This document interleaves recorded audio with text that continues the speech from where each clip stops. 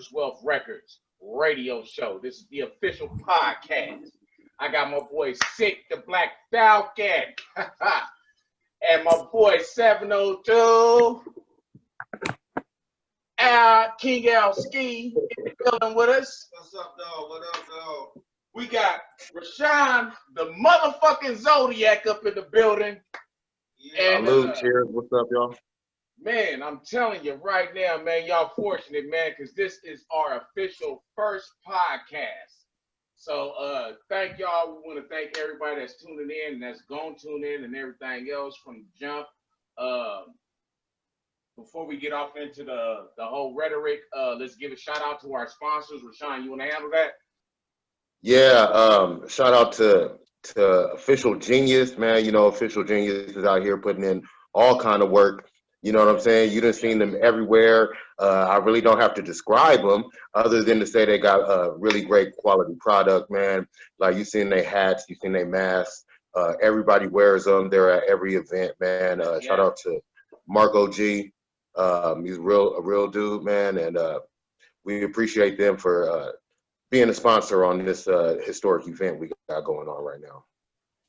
Yeah, and I think who else is left? A&A Auto.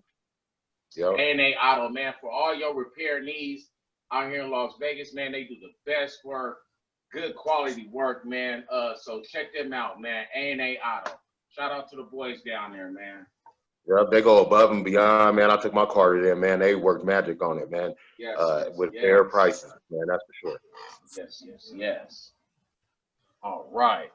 Man, so how's everybody doing with all this pandemic shit going on, man? Let's get down to the root. I don't quarantine, goddammit. I'm doing your thing, huh? I'm still out here, and I'm gonna keep being out here. I'm gonna be out here. I'm not doing no quarantine. Fuck that. I wear my mask and everything, but it's nice to be out here, man. I gotta get out there and get it. Yeah. Yeah, you got to get out there with the people. I feel it, man. I know I ain't been out as much as I need to be. This is how I know that I haven't been outside, because every time I see somebody, they be like, damn, oh shit, you cut your hair. I'm like, damn, I cut my hair in January. I ain't seen none of y'all motherfuckers. I know I ain't seen nobody. Here we are in October, damn. Yeah, getting ready to be damn near what? November in a minute, man. Shit. About to be 2021 in a minute. Right. They're like, damn, you cut your hair. Man, I'm telling you, man, straight up, man. Man, I've definitely been social distancing myself, man, because fucking I had a collapsed lung not too long ago, so fucking I've been trying to take it easy because I don't want no mishaps just in case. You know? Man. You all right, bro? How'd you get that taken care of? What happened, bro? They just put me on oxygen. From smoking cigarettes too much, my lung just collapsed and shit. I remember that night when you had that bad episode when you was doing the show for Chino XL, I think. Yeah. No, we was at Ninja Karaoke, we was at Ninja, and you was like, bro, I gotta go. I'm like, you okay? And you like, you know, I constantly stayed on the phone trying to hit you, like, you know, you make it home okay? And he was like, yeah, I made it home, and you know, whatnot. So, you know, thank God for that. But damn, man, really? Oh, man, so your lung just collapsed on you? Yep. They put me on 100% oxygen and they healed back up. Woo. Oh, really? So you good to go now? Yep. Your lungs are back? Well, now that's a lesson to be learned. Man, that is a lesson to be learned, though, man. Straight up, man. You know, at the end of the day, man, your health is everything, dude. Like, I don't give a fuck what's going on. You know what I'm talking about? Yeah. It wasn't the Rona that got me. It was the cigarettes. You know what I'm saying? But still, I got to take precautions and shit. Right. Yeah, because you got a little bit of an immune deficiency with the lung that can collapse and all of that. So yeah, you definitely want to be more careful. I feel that. Yes. For real. Yes, sir. Yeah, man. You know, and that's the thing, man. Like, even this past whole year, bro, I ain't gonna even lie. On some real life shit, I've been doing nothing but going to fucking doctors and like physical therapy. Raashan, you know, family know, you know, I got a situation going on, so you know, shit's real. shit's really real right now. And I be telling motherfuckers, you know, like, hey man, like, you know, if you don't have, it's three things: knowledge of health, wealth, and self. Mm-hmm. Yes, sir. You dig what I'm talking about? Yeah. If you don't have those three things, and that's not something you turn on and turn off, man. That has to be implemented in you. In every action, every moment, every day. Everything you do. You know what I'm talking about?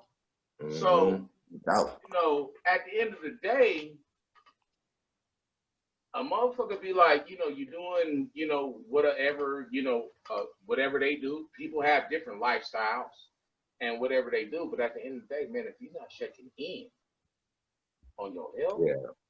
I think we got to take care of our health just as men, but as Black men especially, you know, we tend not to put a lot of priority onto our health until it's fucked up. And then we just be fucked up in the game. We still ain't going to the doctor or no shit like that.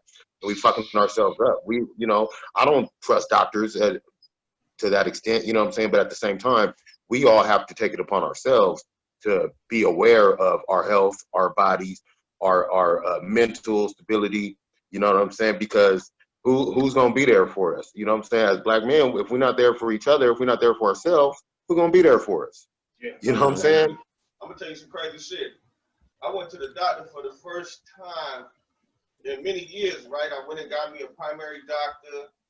Blood pressure was like through the roof and whatnot and everything. And he prescribed me some medicine. He prescribed the medicine, and then for a minute, you know, my blood pressure came down, everything was normal, things of that nature. Yeah.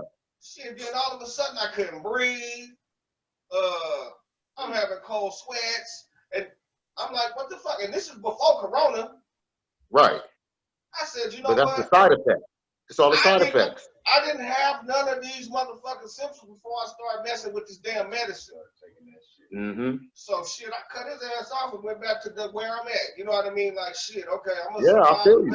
Whatever God got for me out here, I'm gonna keep on pushing with it. You know what I mean? Because he keeps me around. There's other ways. And we do need to get ourselves checked though. I mean, that's really important. Routinely. Prostate, you know, everything, especially for a Black man. You know what I'm saying? Yeah. But especially. With the primary doctor I had to pull out because it was like, I don't know if he was giving me too strong of doses or whatever. I'm gonna have to look for a different primary doctor so that I can at some point get to where I could actually get this shit evened out. You know what it is that they gotta hustle, right? Like they trying to hustle these pills off and shit. They trying to hustle their medicine. Yeah, they pharmaceuticals for everything. Like if your issue is blood pressure, there's many ways to get your blood pressure down instead of just popping all these pills. Exactly. You know, he could have by changing up your diet and what you eat and what you exactly. And that's what I did. Exactly. And see, a lot of people understand that they don't look. Now we finna start digging deep. Now I told y'all what we about right here on Prosperous, right? So let me get back to the point though, right? So you see it every day. They put it in movies. People selling dope to make a living, right? The pharmaceutical entity, period, is the biggest dope game in the world. They make hundreds and billions and $100 billion, zillions, zillions. If there is 100 zillion, some out there.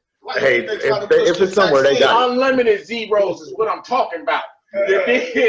So that's why we leading up to this vaccine that everybody's talking about. Yeah, that they pushing an issue on. Man, you know what I mean? Like, yo, you're not sticking me with nothing. None of that shit. None of that. But I don't. Hey, y'all, I gotta drop some. Let me drop some info on y'all real quick.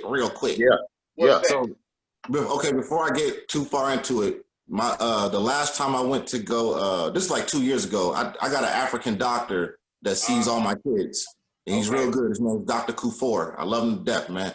And when I first met him, I didn't want to get my Corey, the baby boy. I didn't want to get him vaccinated when he was first born.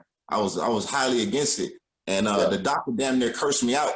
You know what I'm saying? When I first met him, because he was telling me, man, he was like, me and my kids, we literally fled from Africa to come here to get these type of shots because we weren't even going to make it where we lived at. and it fucked me up. But he was like, you kind of being, it's like he was kind of telling me that I'm kind of living like a fantasy to think that, you know what I'm saying, I don't need to be protected from certain things when it's not. The viruses and diseases are different. And you know what I'm saying? I'm gonna help y'all make a distinction right now as to how they work. And he was telling me there's certain things that your immune system can protect you from, and then there's certain things that it can't. And when you're facing against something that's an outside entity, it's a foreign entity. So the way it works, you gotta understand that the human body works like this. Hold on, before you get into it, Yadie, hold on. Okay. So look, you got T cells, right? Your body has T cells in it, right? The T cells is what fights off viruses. That's your white blood cells. Right, but your T cells won't get active. There's nothing that activates your T cells besides knowing what it is that it has to fight. So let me give you an example. If there's something foreign that comes into your body and your body has never seen it before, you have a high chance of dying because your body doesn't know how to fight it off. Doesn't know how to fucking fight it off. Right. So what a vaccine does is a vaccine gives you a little bit of whatever it is that you're trying to fight off, not enough to hurt you, just a little bit, so that your T cells know exactly what it is they're supposed to be looking for. So now they put up like a wanted poster in your body, and they like, hey, whenever I see this type of shit, we gonna get them, we gonna snatch them up, get them up out of here. And that's usually how it works. I'm not saying all vaccines is good vaccines, but the good ones, that's how the good ones are supposed to work. And they go through clinical trials in order to get that far. So there are some people out there to be fucking people over, but there are good people who actually do this. And I want to say the first vaccine that was invented by a black lady. So you need to turn me on to your Dr. Kafur, or what's his name? Yes, sir. Yes, sir. He's off of Dr. Kufur. He's off of Buffalo in the 95. I can get all his info for you. I get all his info for you after we're done. But yeah, I go to him for everything. And he explains it to you as well. Okay. You know, that's deep that you said that. That's deep that you said that, because I learned that lesson a few years ago, back when I was still married, when the swine flu came out. Y'all remember swine flu and shit? Yeah, exactly, H1N1. And I was against vaccines. I'm still against vaccines for myself, but I'm in good health. You know, I ain't been sick in 13 years. I know my body. But I remember I was trying to push that onto my wife and onto my stepson, and they asses ended up getting it. And that taught me a big lesson, because they was kind of suffering from it, at least for a night or two. You know what I mean? And I was like, you know what? Wait a minute. I got all these scientific, ideological ideas, but there's a whole nother physical, medical thing that needs to happen, you know? And I'm not no expert on that, so who am I to be giving advice? So now I'm not against vaccines, but I personally might not mess with it, but I'm not going to tell nobody else not to do what's best for them. I ain't never taken a flu shot, bro. I've never taken a flu shot. Never. Because I never had one. And I've never really been sick like that. Well, it happens like maybe once in, golly, man, I'm saying like when I really get sickly and illy, you know, to the point where like what they call it bedridden or something like that. Yeah. Right. It's been years, bro. Well, I'm gonna tell you something, man. This is a lot of shit from the South that my parents taught me, and pretty much every year for my whole entire life. When I get the little flu bug or whatever, man, I do the home remedies, man. I get me some damn soup.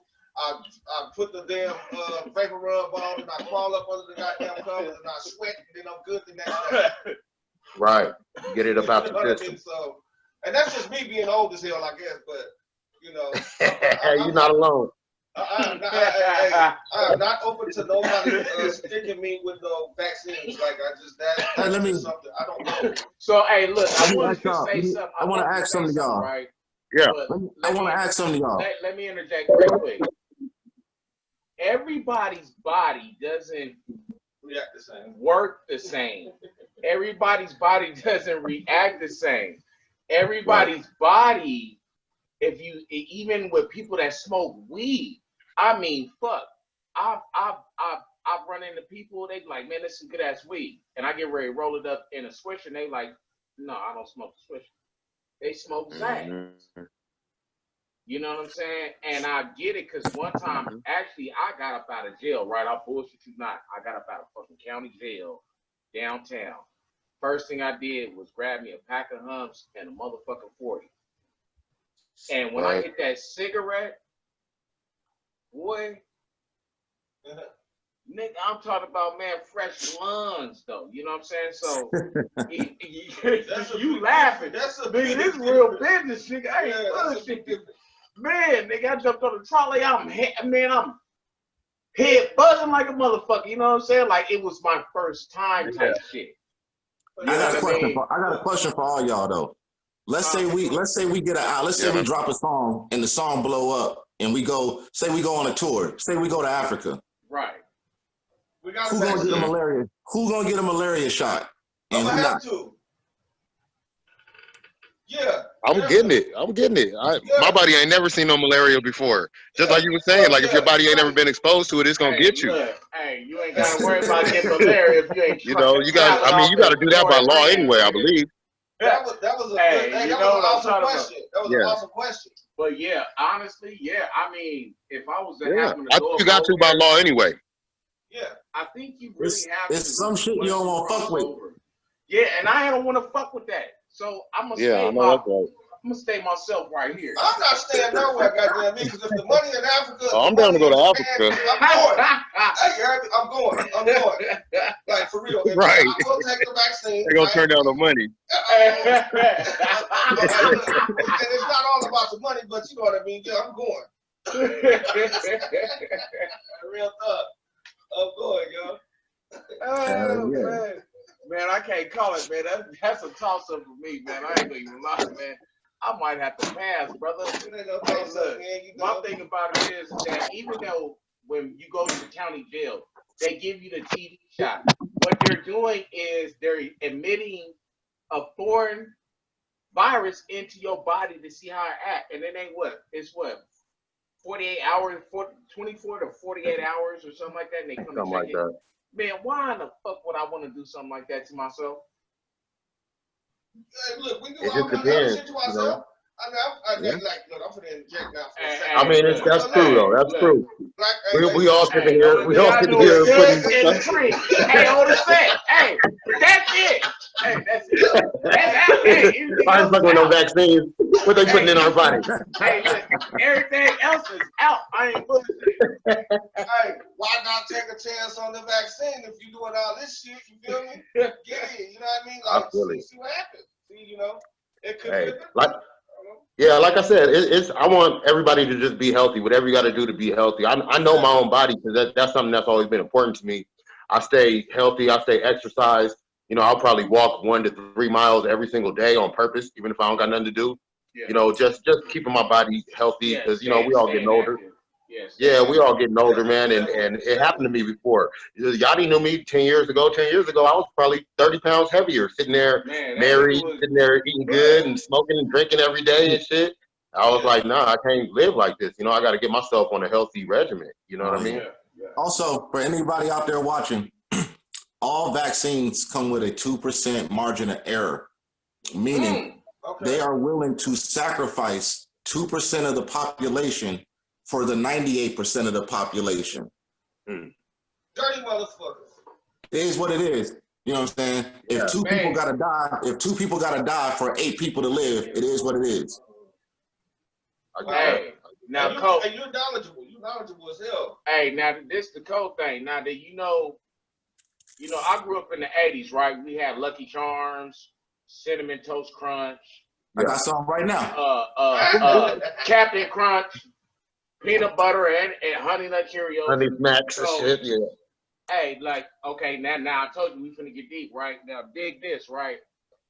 There is magnesium that they've been feeding us for a long, long time. Even back in the 80s, there was like, I think they were like injecting like a certain percentage of mercury. Yep, mercury. That's used in the product. You right, mercury. The best cereal you can eat off of General Mills and feed your kids is honey, just plain Cheerios. Yeah. And mercury is one of the most dangerous things. Like even if the thermometer breaks on you, you're in trouble.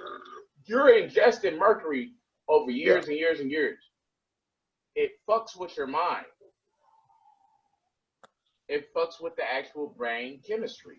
So at the end of the day, that's like I don't know if y'all ever seen like Ruthless Peoples or War of the Roses. Yeah. Trying to kill him with strychnine and right. Slow that. That's real shit. Everything is poison, man. Everything is poison. The air is poison. The food is poison. We just got to take it upon ourselves to be said it. Nas said it. Nigga, poison. We got to take it upon ourselves. Hey, look, man, we got to take it upon ourselves to do the things that we need to do to actually ensure that we are taking the best care of our bodies that we have for ourselves to be able to push and continue to stay here in the physical. Yeah. Like my man said, his doctor is awesome. Some of the knowledge that you spitting, Raashan, and some of the stuff that he's spitting, all of that is exciting to me, and it puts me in a whole different format because I was one of them little blind street niggas. I don't give a fuck. I was running around this bitch. You know what I'm saying? Like I said earlier, I ain't quarantining for shit. I'm chasing money. This, that, and this. You know, well, it's gonna be what it's gonna be. But this is the type of format that a lot of younger cats that's coming under us need to actually be a part of. Need to actually hear this kind of shit. Too. Oh yeah.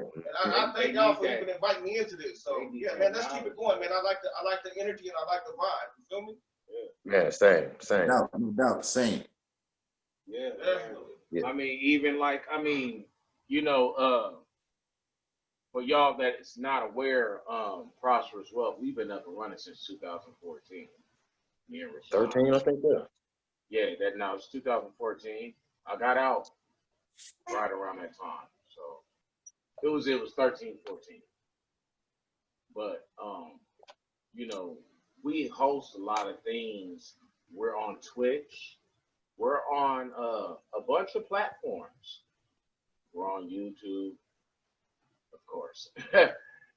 We're on Facebook, you know, social media like that. The thing about it is that we're heavily conscious about what we do around this camp, you know, and this is actually life that we live every day. You know, we see people pass away every day, almost, you know, and the thing about it is that the knowledge that needs to be spreaded, now it's finna come to you, live and direct. That's right. Whether if you want it or not, they said the revolution will not be televised. It's gonna be on YouTube. It's gonna be on YouTube. It's gonna be right here on Prosperous Wealth. That's what the great Gil Scott Heron didn't know yet. Shout out to Gil Scott Heron, man. Raw to the gut with it, man. You know, we are out here, man. You know, real soul survivors, real good people, man. Like, and you know, we don't talk it, we really walk this. Right. So speaking of which, so we're talking about the pandemic. There's more to this pandemic than just the medical side of it, right? So like we're all musicians and shit, and I know this year been crazy for us because we haven't really been able to really do shit out in the public. You know what I mean? This whole year, and you know, all of us know we was out there like last year, the year before. We was out there, man, every week. You know, 2-3 shows a week. You know me. Yeah. You know, and to me that been the biggest adjustment. That's why I don't see nobody no more. You know what I mean?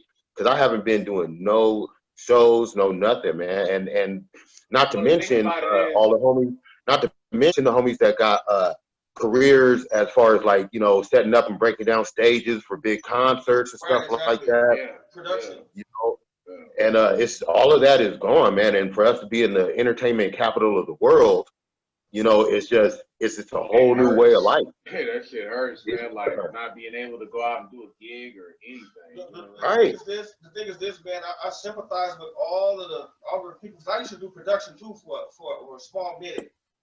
I sympathize with all those people, man, because There's so many jobs that have been lost that even from down to the smallest porter that just comes through there and just lays out the cords or whatever, you know. It's sad that we in this type of predicament under this damn president that we got today. He's a piece of shit. As far as I'm concerned, that's just me. No arguments from me. Well, I'm gonna tell you, I feel bad for the people that are the real blue collar fucking hardcore workers that get out there, whether you doing entertainment or construction or whatever you do, that you can't even get up and go out and make a living for the day because this man then tried to feed us whatever he gonna feed us. We need $12,000. The fuck I'm gonna do with that? 1,200.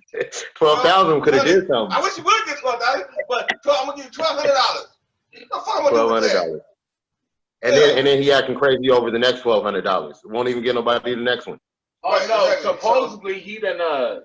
From what I heard, this is not official, so do not go and quote me by on this. I gotta go back. He stepped out of that shit. Go back and look out of this. But what I heard, he done took the stimulus back, so nobody gets nothing. Like, nah, man, we're a small business. Well, we're a small independent record label, even at us at an entity. But even at that, I mean, reliantly, if this is what I'm doing, this is what I'm owed, then yeah, you need to pay up. He can't stop us from eating, bro. He cannot stop us from eating because on the independent level, we answer to nobody. We're doing what we do. Yeah, period. I will say this though: if anybody ends up getting that 1,200 and they don't need it, invest in the stock market. It's an app called Robinhood. Yeah, I got stocks. Look, I got a link. I'm for the and for the video, I have links right now. I've been with Robinhood for like 3 years, 3 or 4 years, right? Great investment company. You have to watch your product and invest in certain things. But if you want to come to me and find out what's hot, you know where to get me at. But other than that, Robinhood, and then I'm also gonna send a link to you to Pi. Now, if y'all not familiar about Pi, this is kind of like how Bitcoin kind of started out. So if you want more information, y'all have to get at us. But other than that, Robinhood is good, man. I'm glad you said that shit. I'm glad you said that. Let me ask you something. Bitcoin. I'm kind of scary about that because, like, if I can't see my dollars in my hand, like I'm an old school type dude. So if my money is digital, right?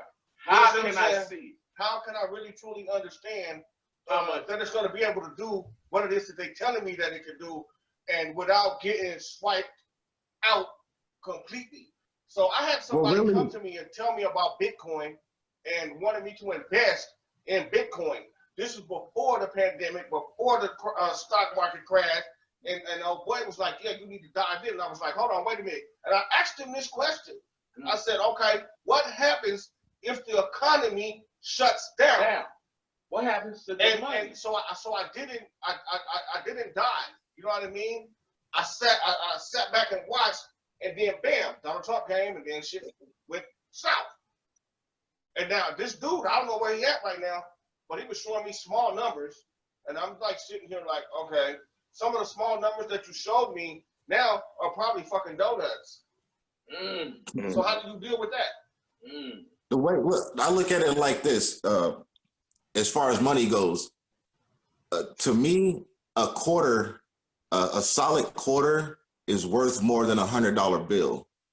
And the reason I say that is because money is about debt. It's not the value of money is what we give it, and it's a promissory note. It's a promissory. It's me promising to pay you back, but the promise comes out of the gold that we're supposed to be backing this with that doesn't exist. So all of this is make believe. We're just we're playing with monopoly money and we're giving it value. But Bitcoin and other and other systems like it actually have real value that you can use, and is becoming more accepted now than our currency is today. So I need to open my mind to new ways of thinking as far as currency is concerned. Because the world is going to keep moving. The actual dollar is going to be gone. So it's I possible. am here for knowledge, brother. Thank you so much. Our money is not going to have no value. You got one of these. You got one of these, and it's not going to be worth nothing. But listen, it say right on the dollar. It say debt. It say debt right on the dollar bill. It say this is a debt. This is a promissory note. Debt. Yep. Yeah. And like you say, the actual money, actual coin is who is it? Whose debt is it? It's still a penny. So whose debt is it? Is it our debt because they selling our Social Security number every day on Wall Street? And a lot of people don't even know, and that goes beyond that. We're talking about what they really. We're talking about what they really what they're trading really every day. And the United States, tell you what it is. I know the answer to this on one. Wall Street. I'll tell you what it is. Look, products and everything else, man. A lot of people don't even know this shit. So whose debt is it? Because last time I checked, I was born sovereign. I was born free. Yeah, so here's the thing. It's the bank. It's the banks. So they got something called a fractal reserve system, right? So this is how the banks generate money for themselves. So what they do is there's a law that says that if you give out a loan, say you give out a loan for $1 million, so that means that loan is now debt, right? So by you being owed that $1 million, you can count that $1 million as your asset, right? So when you have these assets, you can lend up to 9 times the amount of your assets. So by having a loan out for $1 million, that gives you the opportunity as a bank to lend out $9 million. So now you lend out this $9 million, and then now you have, what, 9 times 9, what is that? $81 million as far as your assets, just off of $1 million, just off of a few transactions. So they're playing this game, and they're increasing the what do they call it? The when shit gets inflation, right? The inflation is going up, and the the amount of debt that they're operating with is going up. The amount of money that we have is worth less. So we have to constantly get these debts of either this debt, or we get our own loans for cars, for houses, and all of these things. Debt makes the modern world go round. Like Nick was talking about the gold standard. I think that they switched away from that under Nixon. Before that, it was all based on what was in Fort Knox. They didn't have this fractional reserve banking and all this kind of shit. It was whatever you have, that's what you can lend. But now, the amount of money that's been lent out and that exists in debt, it's 1,000, who knows how many times more than the amount of actual money, actual valuable resource that exists. So we're in this game now where everything is digital. That's why Bitcoin is going to be big, because everything is digital now. Everything is numbers on a computer, because there's no standard to it anymore. It can just be whatever they make it. They want another $81 million, they just lend out another $1 million. You see what I mean? Yeah. Hey, let me say it one more simpler way too to back you up, Raashan. Money. Let's look at money as CDs. Money is like us going to Sam Goody and trying to get the hottest CD, and Bitcoin is downloading and streaming. Real talk. Real talk. Hey, man, you hit it right on the fucking head. I ain't bullshitting, man. Because the world keeps on moving. Because, see, people don't understand that, when you've been in the game long as we all have been, you know what I mean? Especially in the music industry. I've been knee deep off that shit for years. You learn the ins and outs. You know what I mean? You actually learn the business side, actually, versus doing more music. You know what I mean? Like, man, wait a minute, how is these niggas skating around here like this? Mm-hmm. Hey, look, ergo is why I only got one single over the past 20 years. Like real shit, because the business side is wicked. I had to sit down for 20 years to learn this shit. Yeah. You know what I'm saying? And now it's different. It's different than what it was 20 years ago. And like I said, and now me learning the things that I'm learning today, on this independent level, Now the independent level back when I was doing music back in the 80s was real grind. We wasn't sitting behind no computers and just pushing one button and hitting thousands of people. We was jumping in cars and filling the trunks up with the CD and the posters and the this and the that. And we was hitting block after block after block from state to state to state to get ourselves out there. So I want to switch it to the music now and get off so much serious the pandemic and this and that and whatnot if we can. Right. But I'm just saying, back then the grind was wild, and what it is today, we're trying to get subscribers and the things that you got to do out here to get the streams, the downloads, and this, that, and this. I'm actually starting to become receptive to it, and I really kind of like it because I ain't even got to leave my goddamn living room half the time. Right. I just sit down and bam, I'm in Italy, Europe, Japan, I'm everywhere.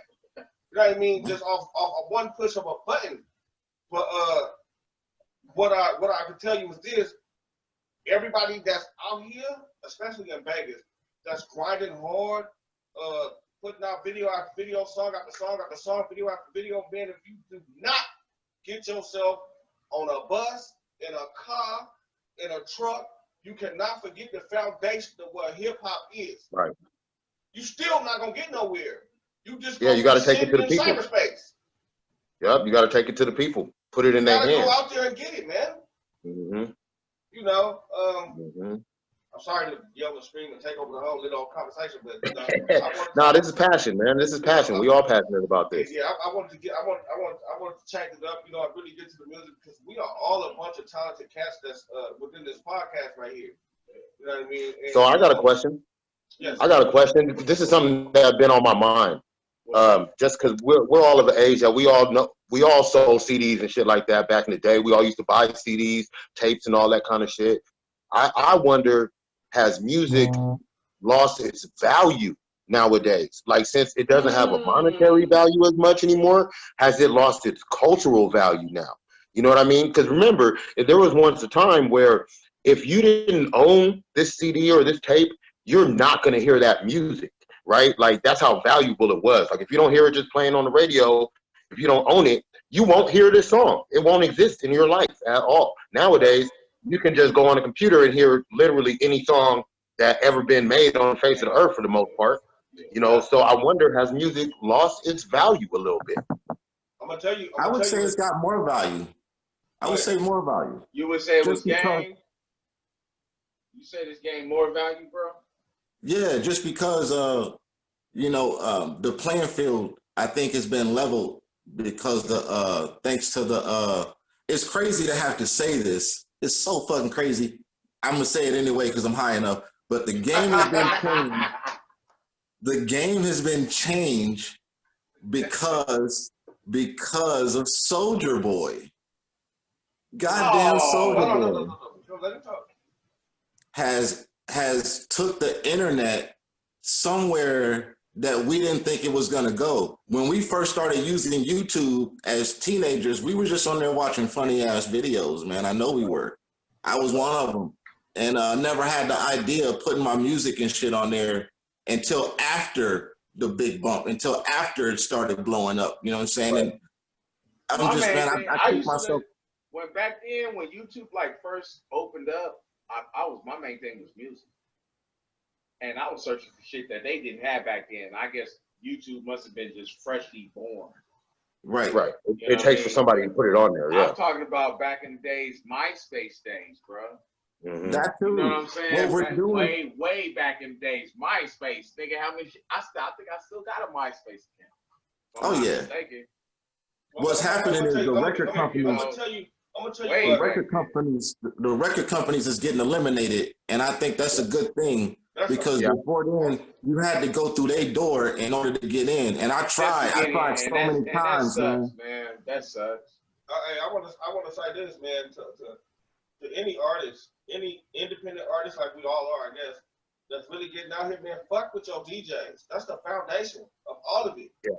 If you not fuck with your always people, has been too. Always has been. Fuck with your people, man. Don't ever deviate. If you are not you are not sending your shit to the correct DJs or just any DJs, period, you know what I mean? You're gonna miss out on quite a bit of what it is that you can actually do to not be discovered, but just to be recognized. So fuck with your DJs, man. The DJs is the way to go, and I'm giving up some game that just came to me out of my independent thinking, because didn't nobody tell me this shit. But I knew from the beginning, you know what I mean, of hip hop, that without the DJ, there's nothing. And that's interesting, man, because that's always been the case, right? But as everything changed, the value of the DJ still has not changed. You know what I mean? Yeah. And it won't, no, because that's how the music gets to the people. That's how people know. You know how many songs that I didn't like until I went to a club and heard the DJ spinning it on loudspeakers? I'm like, oh, okay, I get it now. Now I get it. You know what I'm saying? Man, like it takes the DJ to bring it to people. Like, man, this dude just had a cool ass invite. Well, I seen who was that? Kid, who was that? Kid Capri or something like that. Kevin Kevin. Oh yeah, yeah. The other day I was, I was talking to Kevin Kev Rockwell, which is one of the original legendary hip hop DJs. Like he goes back to like 1973. Like they started this shit. Him, Grand Wizard Theodore, you know, it was like from the Wild Style days, you know. And I'm, I'm shooting my shot with one single. I'm shooting my shot at everybody. I don't care. I'm sending it. Get it. And so, you know, he gravitated to it. So I'm sitting on Facebook and he's on live. You know, I done watched a couple of his lives, and I'm watching his live, and he was like inviting me into his live.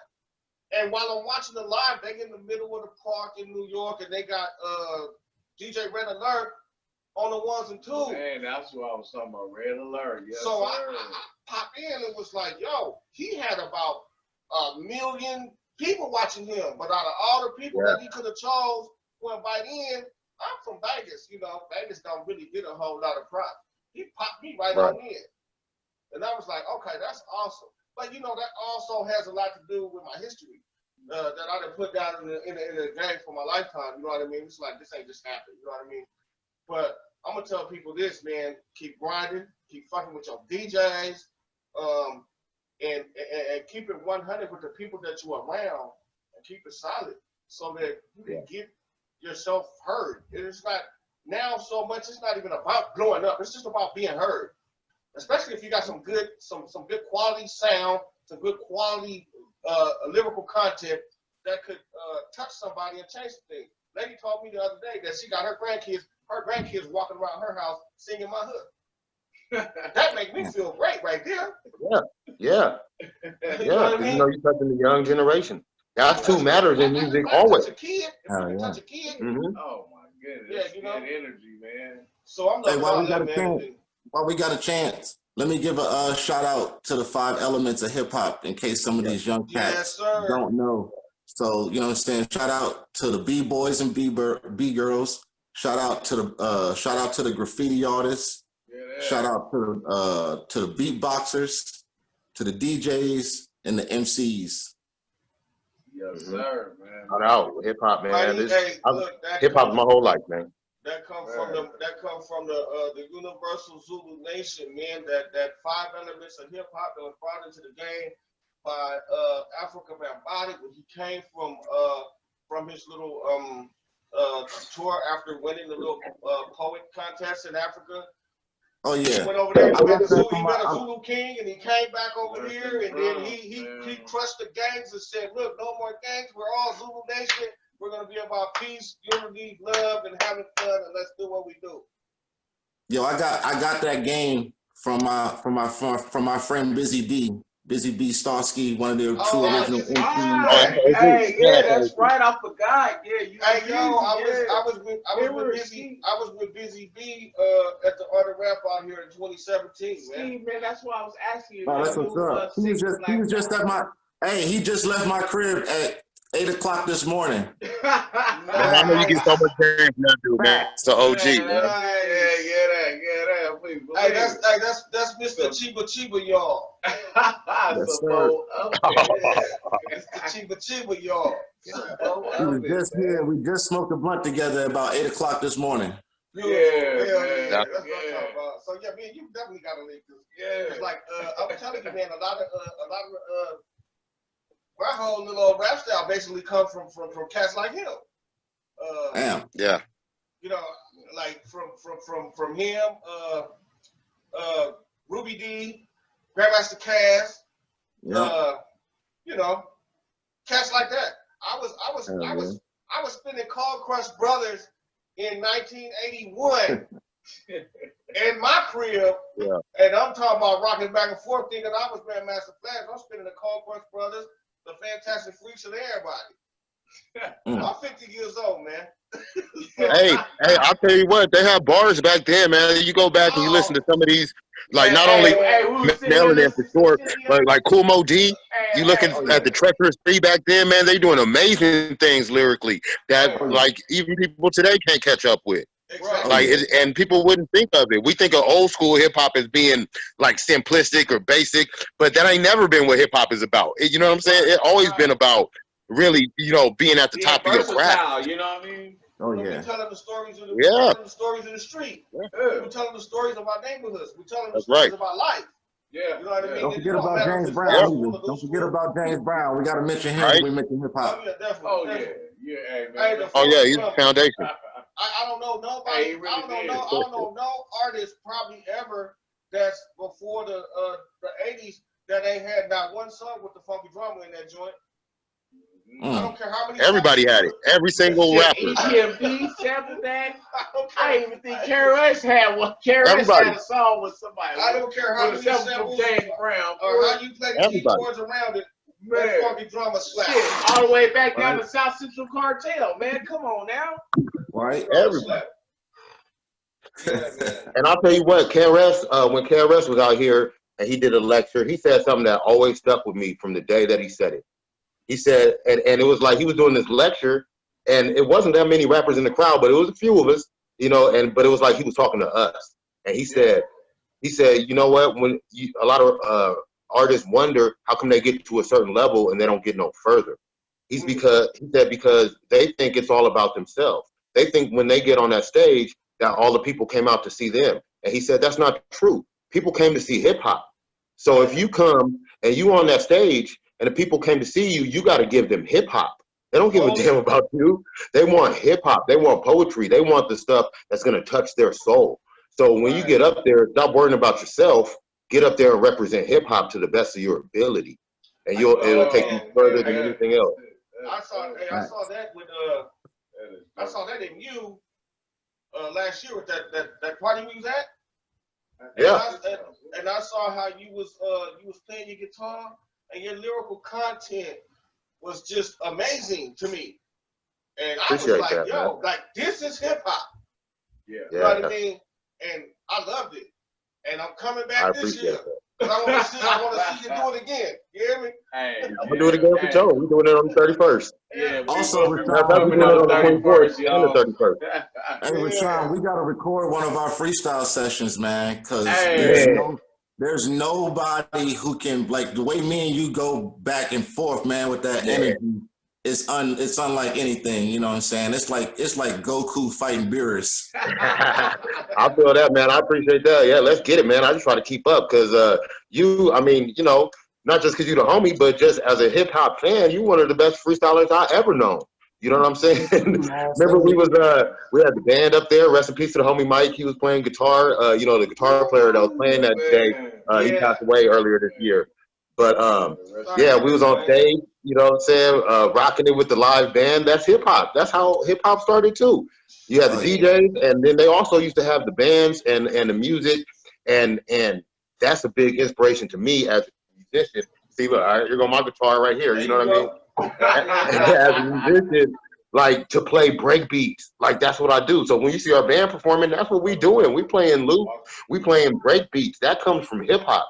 Even if you want to put it in a different genre, like it's reggae or it's rock or it's this or that, the hip hop is the foundation because we're playing these break beats, you know, because that's what gets the people moving and that's what touches my soul for real. Right. You know. Right. I mean, like I said, when you was playing that guitar, man, over old boy dropping them drums. And you started rapping at the same time. Man, that got me right there. I was like, okay, this is a really talented dude. This is somebody I need to like get to know, because that was the first night that I had ever met you in my life. And I told YG, I told Yadie, I said, man, I need that kind of energy. You know what I mean? Because it inspired me. I hadn't done music in over 20-something years, bro. When I saw you, I hadn't even thought about doing no music. You know what I mean? And then I ended up running into a situation at the Art of Rap, and then I'm trying to bring myself back. But you had a lot to do with me being inspired. So I posted all the videos that I posted of you playing, because I'm like, this dude is. I was just looking at one the other day, man. I was like, oh yeah, that's right, man. I appreciate that so much. That means the world to me to hear you say that, man. Especially, I know you're an OG and respected in this city for sure. So I appreciate that to the end of the world. Man, I always had that for me, bro. Definitely. So I need to know. I need to get to know this other dude right here that knows Busy B, because like, I'm trying to sit down. I don't even smoke, but hey, I'll catch a contact in the room. You know what I mean? Hang out with my boy Busy B. I got a weird life, since man. 2017, man. I got a weird ass life. I run into every fucking body, and they, I got such a cool spirit. We just end up becoming best friends. It just happens like that. So that's cool. Yeah, man. There's so many people in my fucking circle that's just like mind fucking blown. Raashan to tell you, like, the minister at my fucking wedding was Professor James Smalls. You know what I'm saying? Right. This crazy shit. Crazy. Yeah, also, by the way, Raashan, I know because you study this shit just as much as I do, so I'm pretty sure you're aware of the Amon-Ra Squad. The founder of the Amon-Ra Squad lives here in Vegas, and that's one of my best friends. He was also one of the groomsmen at the wedding, and I definitely got to introduce y'all, man, because you can get a lot more info and shit. Oh, man. Wait a minute. Oh man, I would love that. Talking about the wedding that I was supposed to come to that I didn't get the invite. Yes. Well, I'm telling you, it was full. It was so limited.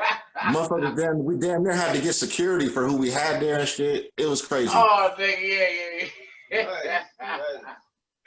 That is because the minister, our minister, the guy who officiated our wedding, Professor James Smalls, you know what I'm saying, who's actually, I call him Baba James Smalls now because he's like a father figure. And man, like this is a guy who protected Malcolm X, you know what I'm saying? Like he got married in his sister's house, you know what I'm saying? Like he been through it. He done, you know what I'm saying, broke bread with Khalil Muhammad and chopped it up with Dr. Ben Yakinen, you know what I'm saying? Like legend. His history is just insane, you know what I'm saying? So man, we had some big people there, and they told us we had to keep it limited, you know what I'm saying? Just because, you know what I'm saying, we got to honor that request, you know what I'm saying? We had to do everything to keep my brother, you know what I'm saying, as safe as possible. Yeah, gotta keep that energy going, man, and keep it, you really keeping shit lit.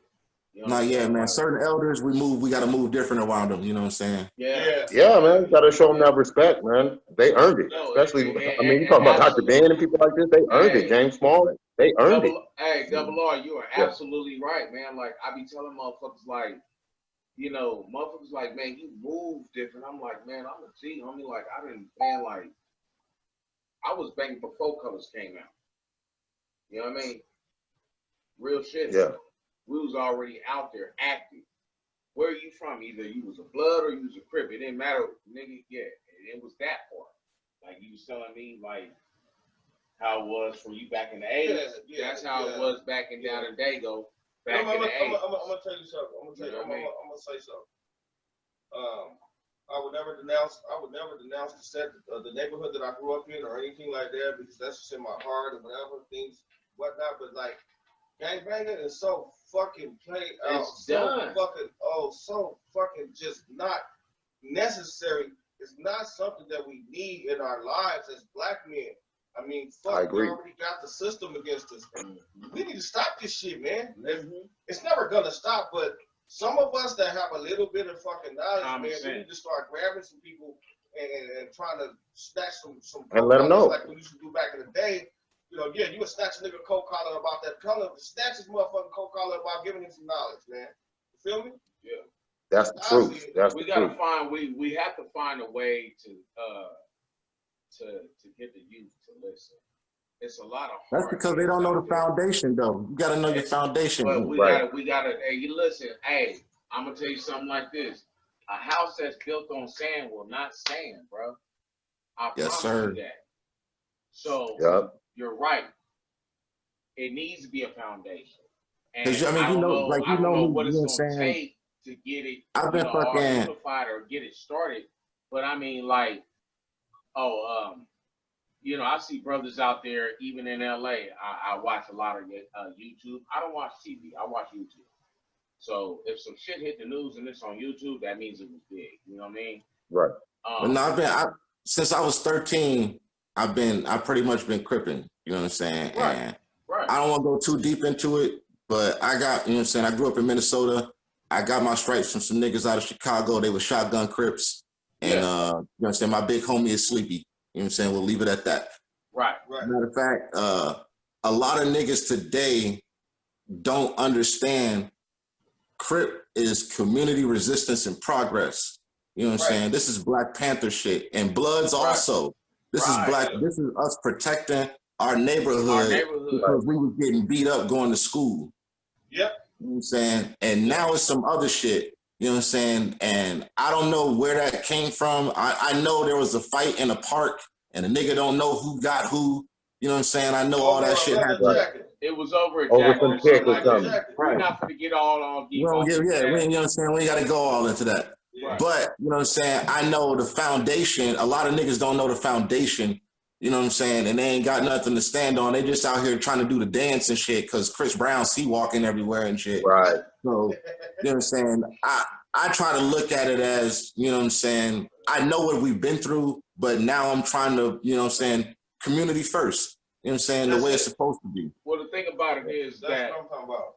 And I don't know, you know, the way I was raised, and I thank God for the father that I had in my life that actually made me the man who I am today.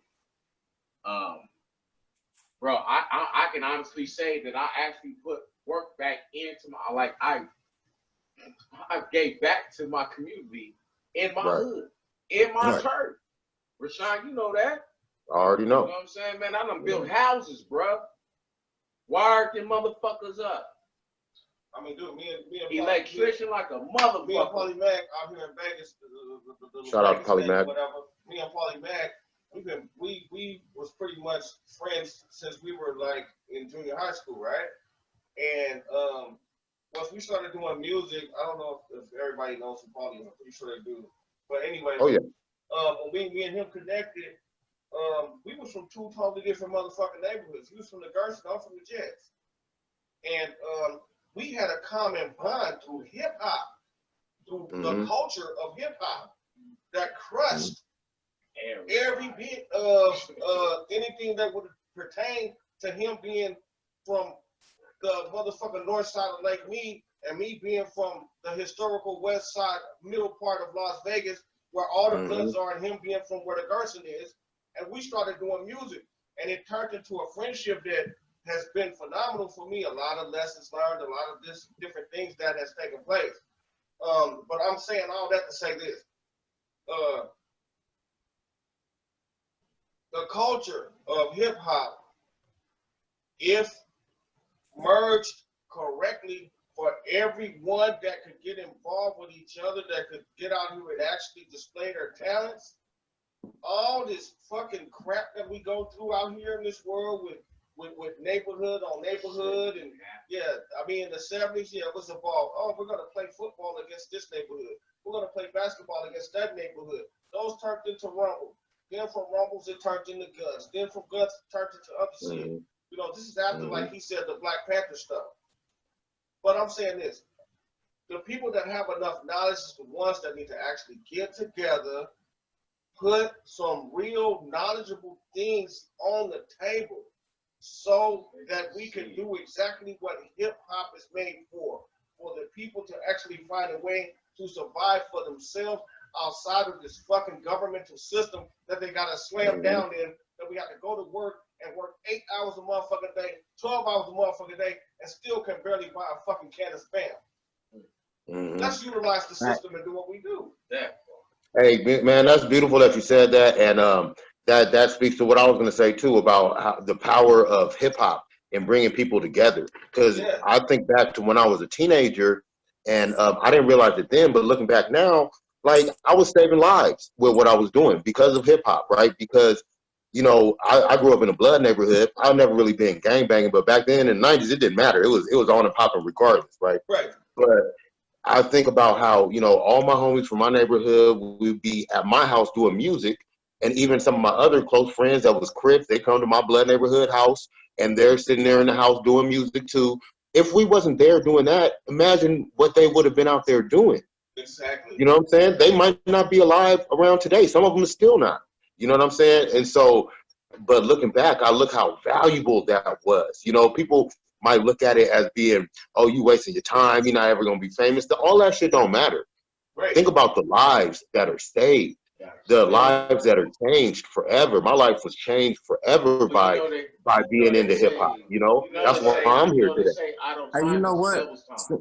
Since you said that, I think maybe, I don't want to say games is good, but you know what I'm saying? I think that the rules need to be rewritten by whoever is in charge nowadays. The rules just need to be rewritten because it has been rewritten, and right now it's so watered down right now, bro. I'm telling you, this shit is so watered down right now. I already know, but I'm saying like, rewritten better. But the reason I say that, like, look, check it out. You just walking on. Who is you, homie? Like, check this out. The reason I say that is because we're tribal people. We're always going to be tribal people. Damn right. You know what I mean? You know what I'm saying? So we're always going to have our tribe.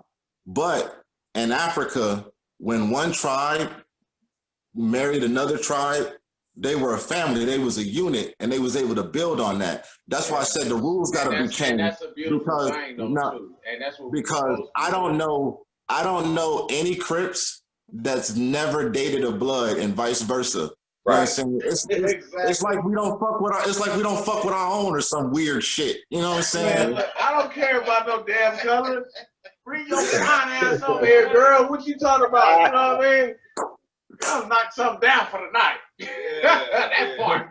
But those unions, when they happen, the whole clique needs to become a union. And that part is missing. Straight. Damn straight. And that's how it used to be. I mean, like, even in Dago, growing up back in the 80s, man, niggas would have house parties and shit on way outside part of town. Man, it wasn't no gunshots, it wasn't nothing, man. Like, and me and my boy Cricket was sitting there chopping it up down there at the shop one day. He said, Yadie, man, he said, man, you old. I said, I know. I said, we've already been out here. You know what I mean?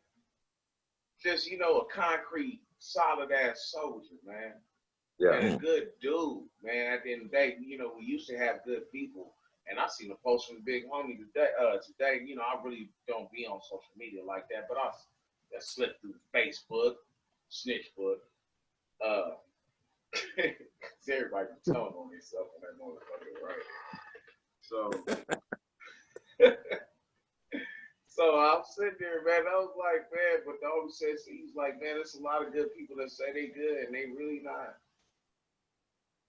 And you know, when you genuine, man, that's what sticks out, man. You like, you know, people talking about shining, man. It ain't about diamonds or how much money you got or anything else. It's about your soul, man. Yeah. People attracted to a good person. Yeah. You know what I mean? Your spiritual connection to whatever it is that you have as a religion is important. I don't care if it's Buddhist or whatever, you know what I mean? Yeah. But have some type of spiritual connection for you to actually be able to answer your own questions. At some point, they may say that's insane. If you answer yourself back, you trying to have a full-blown conversation. But how else is God gonna speak to you, right? How else is God gonna speak to you? He ain't gonna call you on the phone. Come down to the end of the day, and there ain't nobody there but you. I mean, right. Yeah, you got to keep that connection. Yeah. And that's what makes the difference in the world when people connect, man. You know, we do things like that. We can make some noise around this joint, man. Yeah. Take some lives. Like, yeah, I want to add on that because the brother said you got to have a connection. As far as us, I know Black people, we try to have a connection to a lot of other, I'll use the word spiritual because we use it in English and shit, but spiritual connections to anything otherly than African spirituality. And it's weird because we can name 5 different deities from around the world, but it's hard to name 5 of them in Africa. Wow. Wow, that's true. And it's so many of them. It's so many of them. Well, even back in the 80s, man,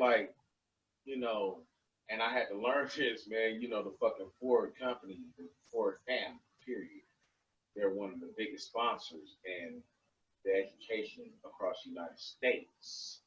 Also the Kraft family, right? So how the old saying goes, his story. They didn't teach us a lot about Black history when we was coming up in the 80s. No.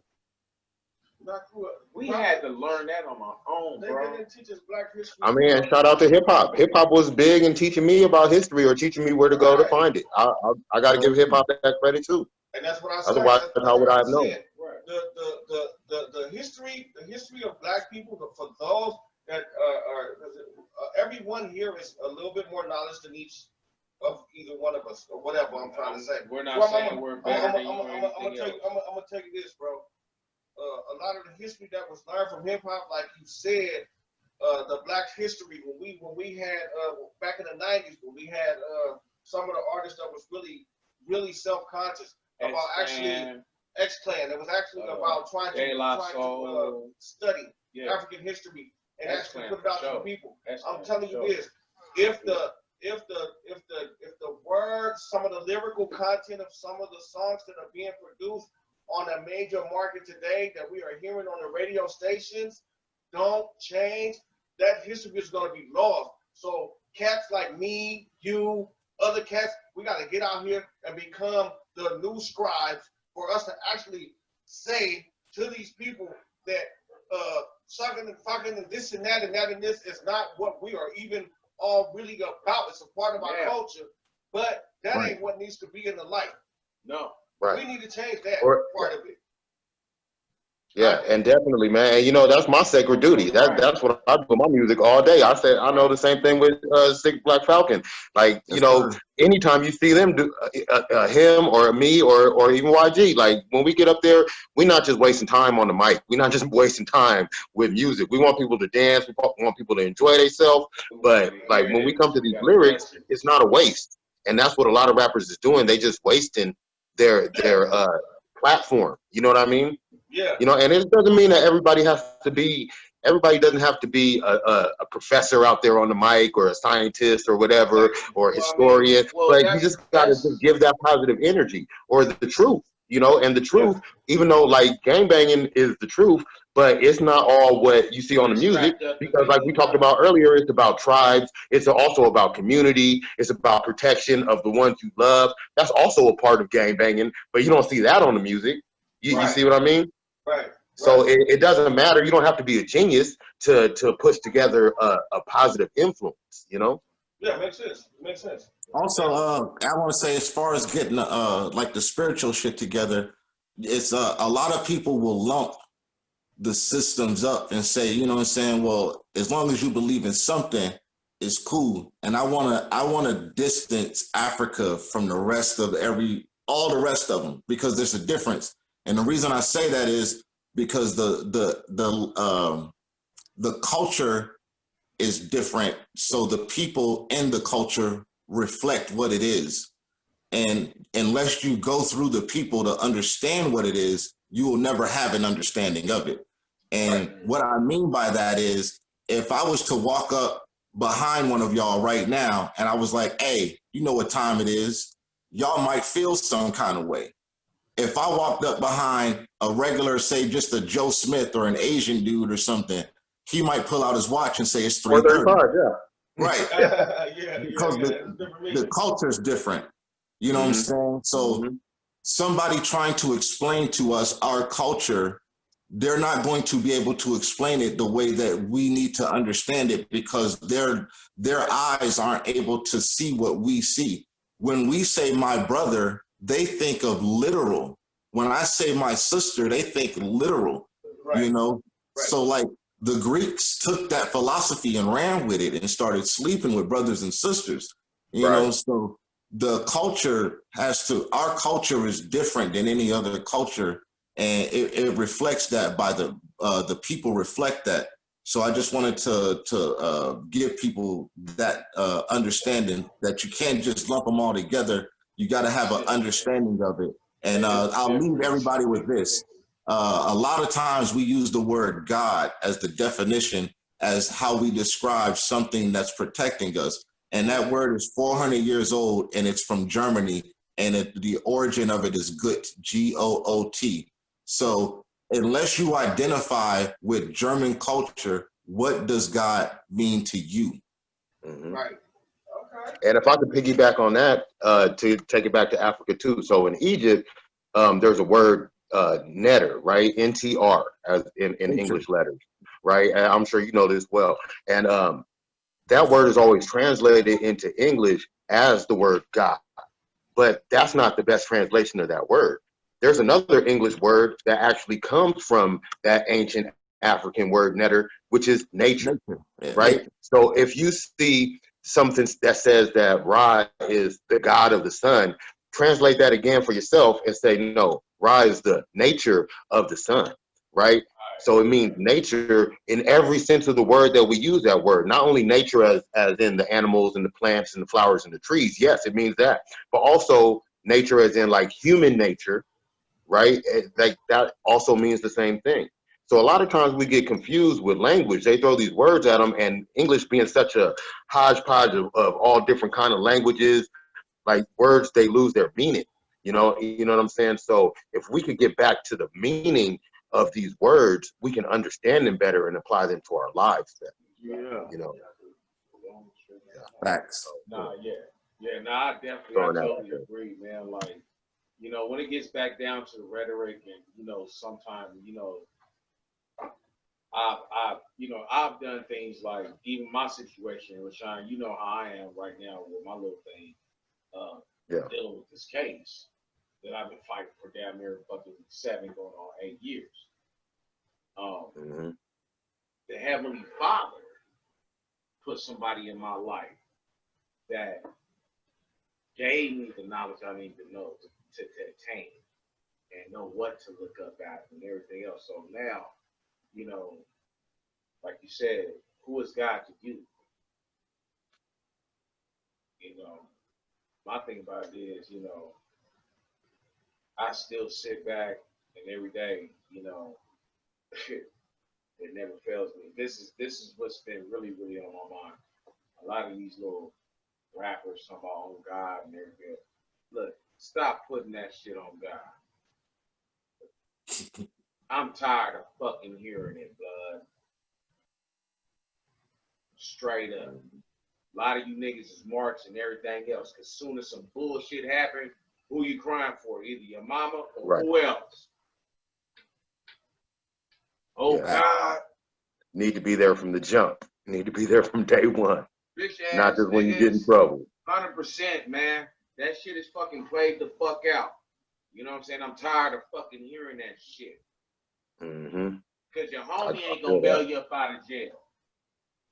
Your homie ain't gonna sit there and going to make the twist happen, going and get you about the situation. No, that's not happening, bruh.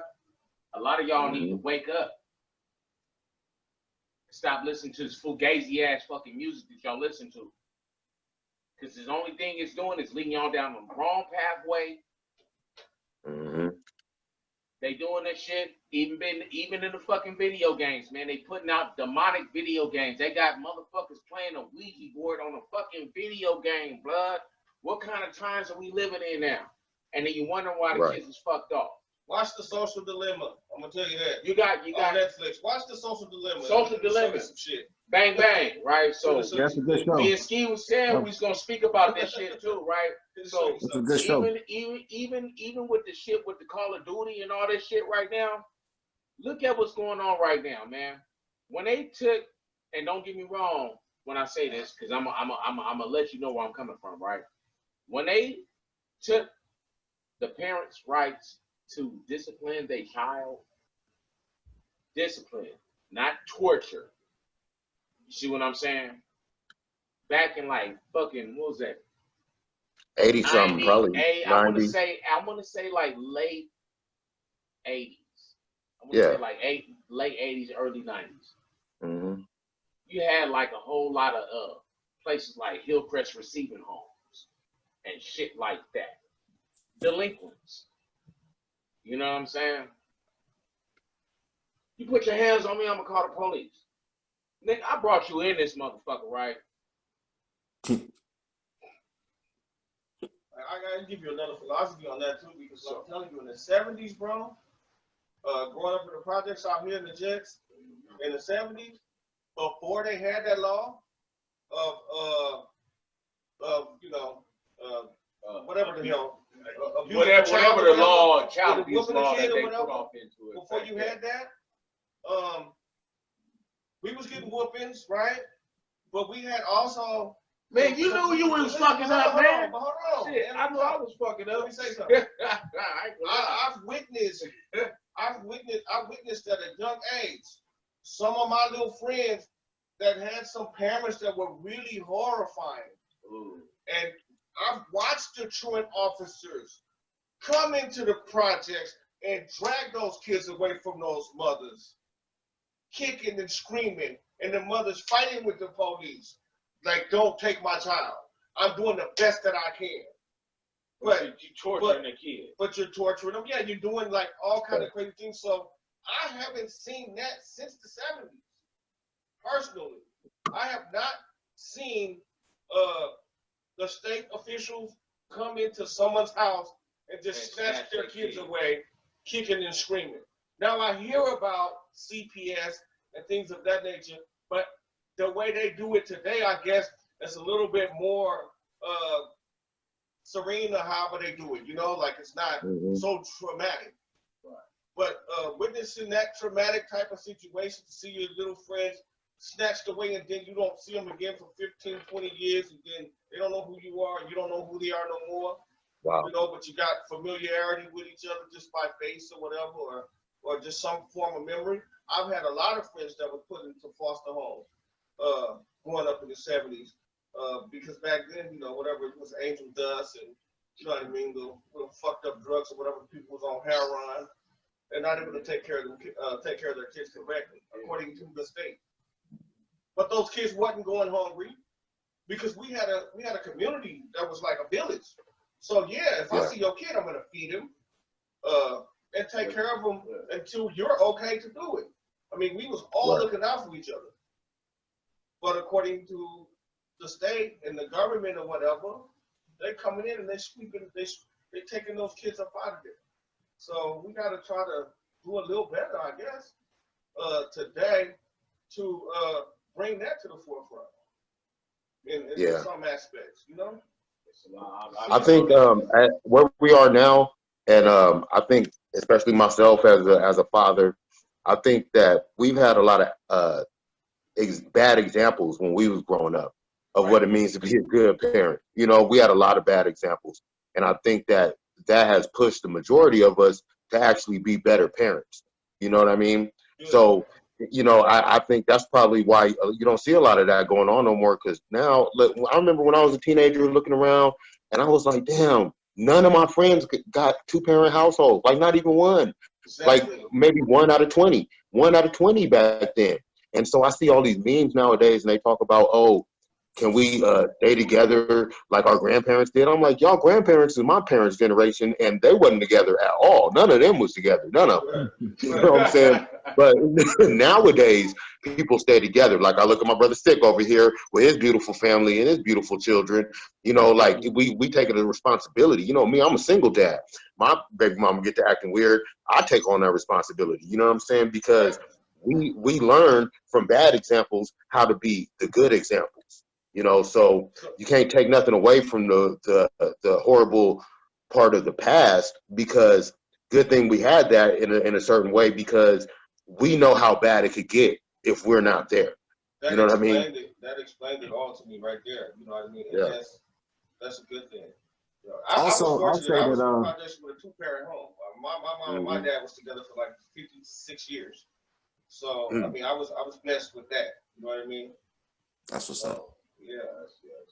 I was just gonna say, as a parent, I've every time that I've whooped my kids, it's like it hurts. I could feel it just as much as they can, which is fucking weird. Man, I get my ass taxed, man.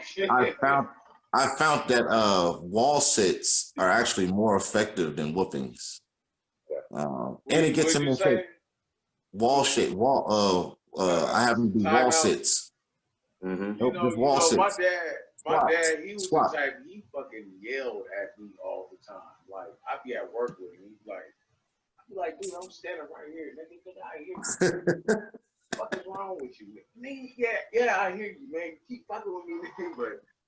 But, out of respect, but, this the thing about it is that as a parent, you're supposed to have, your child is supposed to have a healthy fear of the parent. Yeah. Not torture like, oh, I'm doing this because mom said to. Right. And you don't question it. Hey, before my phone died, I got a question for everybody. Yeah. Who's the GOAT and why? In hip hop? I'll go first. We're talking about LeBron and Jordan right now. Oh, you talking about basketball? I thought you were talking about hip hop. Okay, basketball. I mean, I grew up in the Jordan era, man, and even though I've always been a Laker fan because I grew up in LA, Jordan was the man. Like, I don't know, it can't. I don't know if it doesn't matter if people get stats that beat his stats. You know what I mean? That doesn't matter. I think he made his mark in his era. You know what I mean? And I think that can't be matched. Let me pose a question to y'all before we start. If at the start of Jordan's career, say, I don't know, B.J. Armstrong had a relationship with Michael Jordan's mom, how would that have affected him for the rest of his career? Well, I think that's why Jordan is the GOAT, though, right? Because it might have broke most people. It probably would have made Jordan even better, if you can imagine. Jordan is a different kind of dude. Hey, I'm gonna tell you. I'm gonna tell you something. Hey, Michael Jordan is a cold ass businessman, so he probably would have been like, "Mom, get that."